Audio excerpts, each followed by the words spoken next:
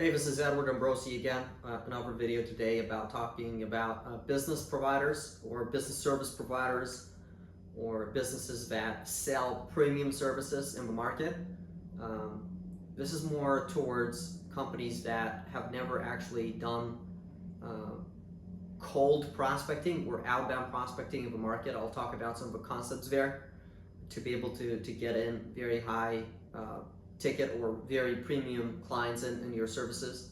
So if you're selling services above $10,000 per unit or 100K per unit or even millions of dollars per unit, I want to talk about some of the concepts on how other brands or how other businesses are positioning themselves doing this successfully. So I have a few notes that I'm going to go for today that I want to share with you. So the topic again is going to be related to premium clients at the lowest cost possible in 2024 for B2B, business to business service providers in general that sell high ticket or premium services or premium products.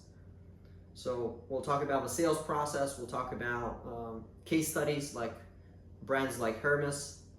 I'm not even sure if I'm pronouncing the brand name correctly, but I think that's the name. And I'll give you some examples.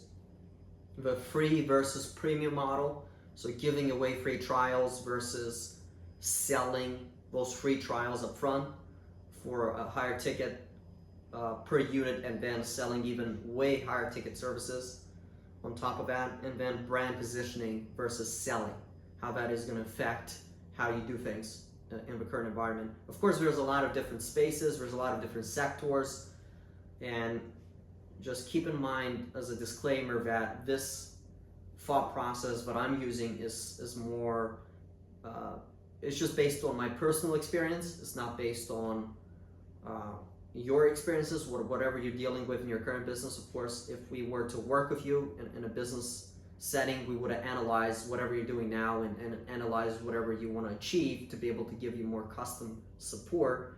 But in general, I'm just giving you updates on what I'm seeing in the markets. So as far as sales process, so if you try to go in different markets, like if you try to go in US, or you try to go in Europe, if you try to go in UAE, you'll notice there's different ranges of services you can get access to, and for a different range of products or services, there's going to be a little bit of a different sales process. And I think it is all about the sales process, how you're positioning yourself, and the first impression you're delivering to the customer is how high of a ticket you can charge, or of a pricing you can charge. So I'll give you a few examples. There's a lot of perfumes, products, or very kind of low ticket products that you would just walk in the streets and they would approach you to sell you some of those products. They would give you free gifts. They would try to convince you that you need to look at their products. They're going to try to give you free stuff to basically entice you to spend a little bit more time with them, so that next time when you come, there's an opportunity for you to buy some higher ticket stuff from them.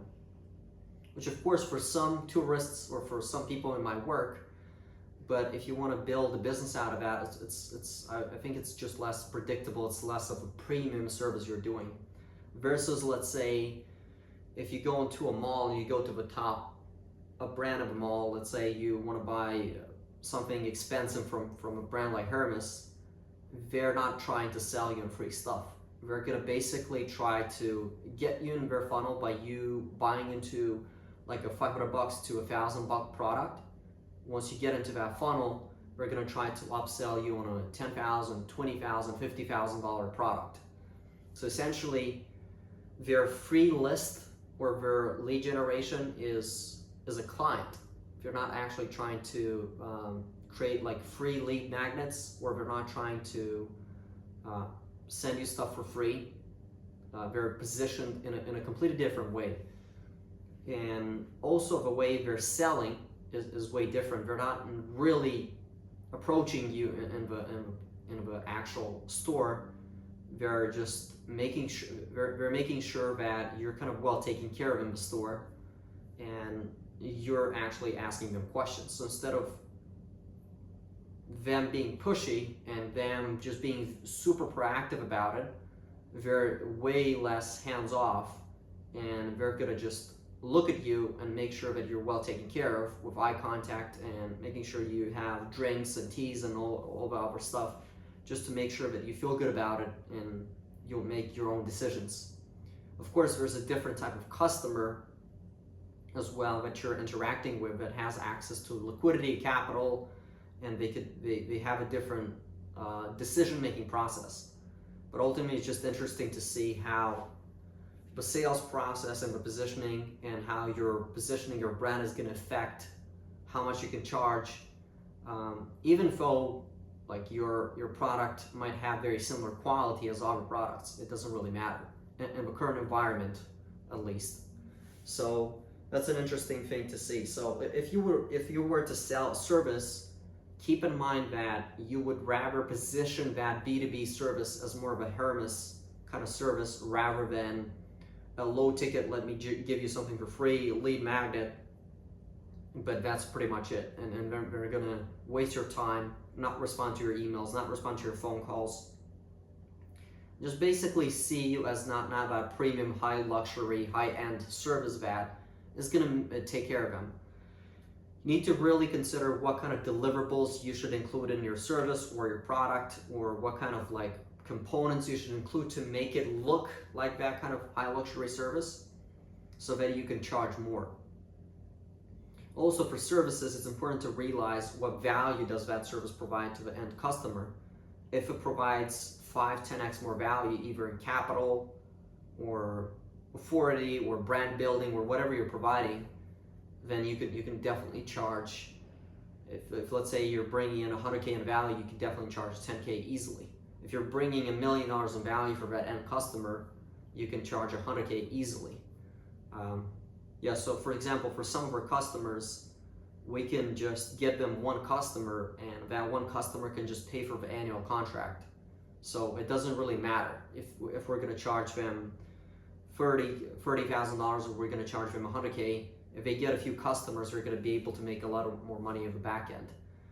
As far as that, it's important to understand that in the current environment, you need to have systems to do that. And I'm going to end the video with the topic of systems and sales process. I think you really need to think of what's your sales process, how you're positioning yourself when a potential customer appears, how are you taking them from the funnel, what is your follow-up process, how are you tracking the follow-up process, how do you know if something works or doesn't work, and then how do you reach out to those new channels, how do you find new channels to proactively, automatically attract more people into your system. And instead of you just relying on just brand or just referrals and connections you have so that you could scale your business. Because if you're a service provider, you're making $500,000 revenue, $1 million revenue, $2 million revenue, you want to scale, you're going to need a lot more volume. You're going to need a lot more eyeballs every single day of that ideal target market. And this is what we specialize in. So if you're a B2B service provider, you want to sell more stuff, just comment down below with I want to sell more stuff, more sales, and I'll reach out to you for calendar, or you can actually go below the video in the description. There's a book call, and you can talk to our team to see if we can help you. Hope this was helpful. Hope the sales process was helpful. The examples were helpful. If you have more questions, feel free to book a call.